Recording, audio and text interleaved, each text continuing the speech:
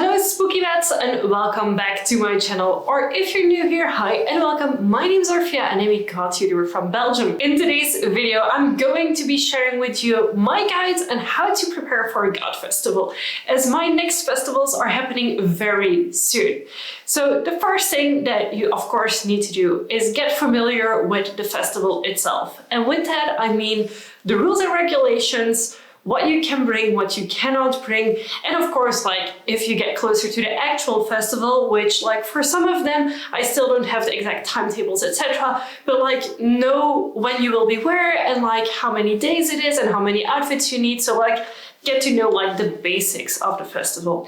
And for this video, I'm gonna work with two examples. First example is gonna be the Wave Gothic Treffen, and my second example is going to be Mera Luna. Wave Gothic Treffen is a multiple day festival in the city center of Leipzig. What does this mean? I will be there for at least 5 days, so I need at least 5 full outfits, preferably more, because I always like to take a few extra. And it is a festival with stalls, and also it's in the city center, so if I need something, I can always go and buy it there. The second festival that I will be comparing this to is Mera Luna. Mera Luna is a 2-day festival, technically a 3-day, because on Friday there's a pre-party, but actually it's like 2 full days festival. And Mera Luna is actually an enclosed festival, so it's actually on a festival site, not in a city, so you know that once you're there, you're gonna stay there. So maybe take that extra jacket for the evening, etc., because like at the Wave Gothic Treffen, I know there's trams, there's taxis, etc. to get from one spot to the other, but like at Mera Luna, you need to walk there a lot of the times. So it's a very different atmosphere to prepare for. Also, like, if you're staying in a hotel versus staying at a camping site, you need to take completely different things with you. When it comes to packing clothes, keep in mind what you will be doing at that festival, because festivals include multiple hours of standing and dancing and watching bands. So make sure that your shoes are comfortable. Like, I know it's been like crazy on the internet nowadays, but have you seen the new Susie Sue concerts? She's wearing like sneakers. If Susie from Susie and the Banshees can wear sneakers on stage, so can we in the crowd if we want to. Now, I personally have 2 pairs of shoes that I absolutely love, that are super comfy. It's my New Rocks that I've already worn in, so they are not like rubbing against my heel, and also my Dr. Martens. And then something that I add to them is like you have these like gel insoles. I will put a picture on screen here, but the gel insoles actually really help keeping my feet comfortable in my shoes an entire day. The second thing, of course, is the outfits itself.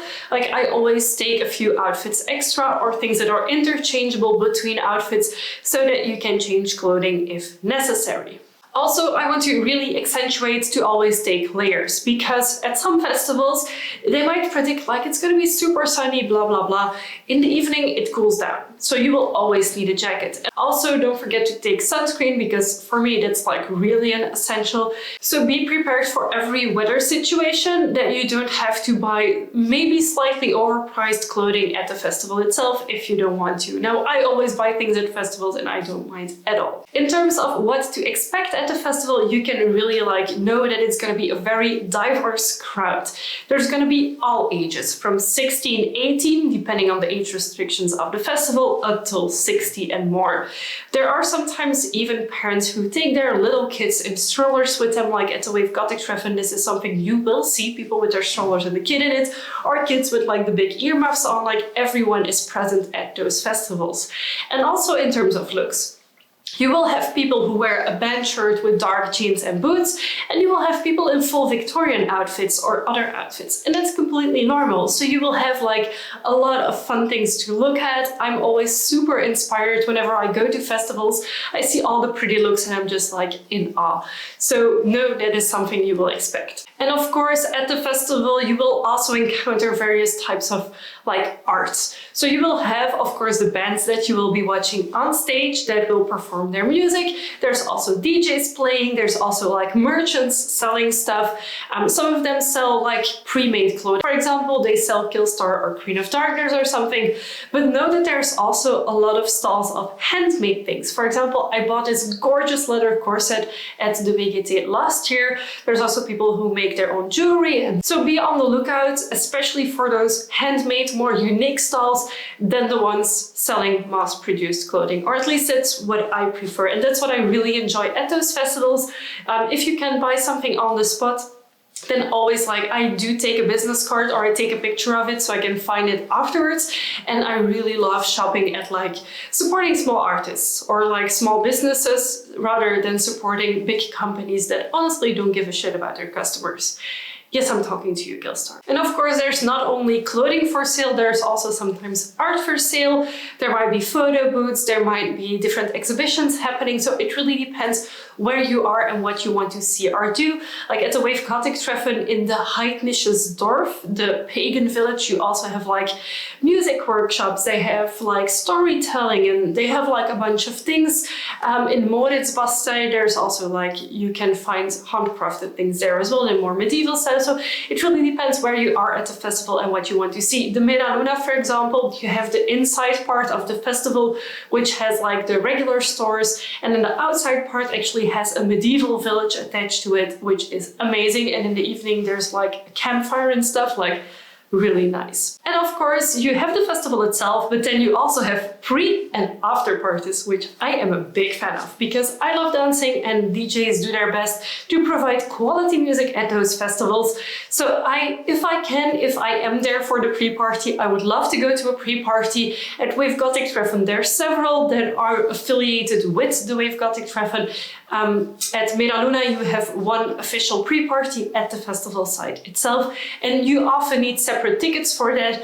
Or at VGT, it's a lot of times included in the price, but I think for Mera Luna, you had to buy a separate ticket for the pre-party. So generally speaking, festival like concerts end around midnight, 1-ish, more or less, depends on, again, the festival and the venues, etc. And then afterwards, you can go to an after party. Now at VGT, there is a lot of after parties. At Mera Luna, there's one official one happening at the festival site itself.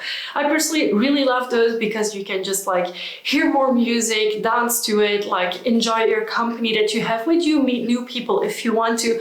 But I think it's a lot easier than when it's like bands playing because, well, you're watching a band and at the after party, you're just like socializing, mingling and dancing. And I absolutely love it. And lastly, a very adult tip is to stay safe and be responsible.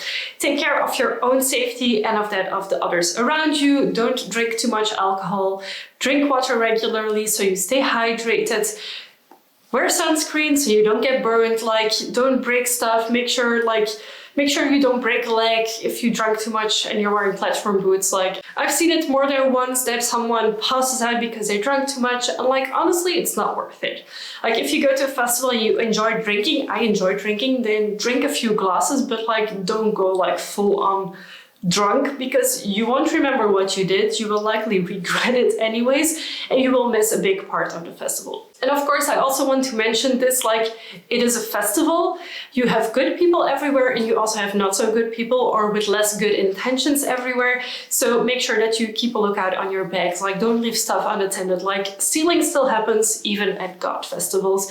Even if it's like a lot less frequent than at normal festivals, it still happens. Still look after yourself and of your stuff. So that's it for my guide on preparing for the festival season and your first Goth festivals. I will for sure be vlogging at the 2 Goth festivals that I'm attending this year, which is the VGT and the Mera Luna. I hope these tips help you for attending your next Goth festival and that you are better prepared than you were before. Give this video a big thumbs up if you liked it, and of course let me know in the comments at which festival might I encounter you. I'm really looking forward to it. And of course, if you have more tips, feel free to share them down below as well.